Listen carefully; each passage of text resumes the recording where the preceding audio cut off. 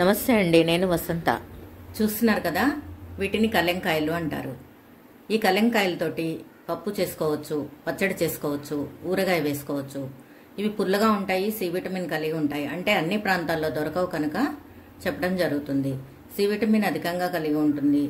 ఇవి ఆషాఢ మాసం, శ్రావణ మాసాల్లో మాత్రమే వస్తాయి. వీటితో ఈరోజు మనము ఒక పప్పు తయారు చేద్దాం. కలెంకాయల పప్పు కోసం రైస్ కుక్కర్ గ్లాస్తో ఒక గ్లాసు పూర్తిగా నిండుగా కాకుండా ఒక గ్లాస్ పప్పు తీసుకున్నాను. దీన్ని 1:2 నీళ్లు పోసి కుక్కర్లో మెత్తగా ఉడికించుకోవాలి. ముందుగా స్టవ్ వెలిగించి కుక్కర్ పెట్టుకోవాలి.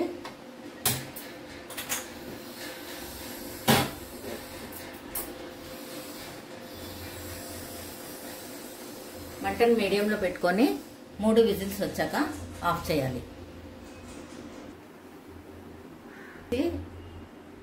కాయల్ని ఇలా 4 భాగాలు కానీ 2 భాగాలు కానీ కట్ చేసి మధ్యలో ఉన్నటువంటి తెల్లని గింజను తీసేయాలి. ఇది వగరుగా ఉంటుంది, పప్పులో వేస్తే రుచిగా ఉండదు, కాబట్టి ఈ తెల్లని గింజను తీసేయాలి.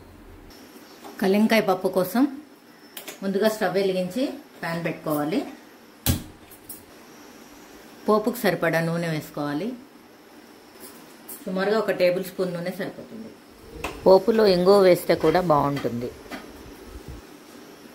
ఎండుమిర్చి ముక్కలు 4, కొద్దిగా మినపప్పు, ఆవాలు, జీలకర్ర.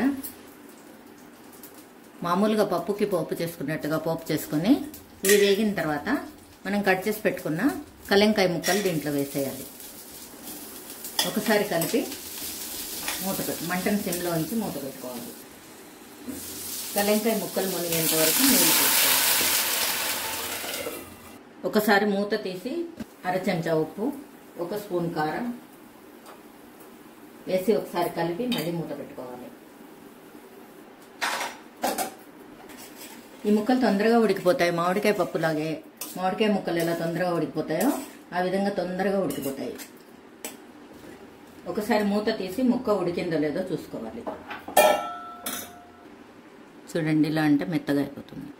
మెత్తగా అయిపోయిన తర్వాత మనం ఉడికించి పెట్టుకున్న పప్పుని మొత్తం దీంట్లో వేసేసేయాలి.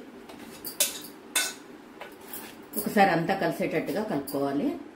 మనం ఇలా ప్రెస్ చేస్తూ కలపాలి. కలిపినప్పుడు కొంచెం ముక్కల్ని ఇలా ప్రెస్ చేస్తూ కలిపినట్టయితే ముక్కల్లో ఉన్నటువంటి పులుపు పప్పులోకి వస్తుంది. అంతేనండి, కలెంకాయ పప్పు రెడీ అయిపోయినట్లే. పుల్లగా ఉంటుంది, మామిడికాయ పప్పులాగా. దీంట్లోకి వామిరపకాయలు కానీ, వడియాలు కానీ, అప్పడాలు కానీ నంచుకొని తింటే చాలా రుచిగా ఉంటుంది. ఈ పప్పులోకి పచ్చిమిర్చి కారం కంటే కారం పొడి వేస్తేనే బాగుంటుంది. చూసారు కదండి, కలెంకాయ పప్పు రెడీ అయిపోయింది. మరి పప్పే కదా, ఏముందిలే అని అనుకోకండి.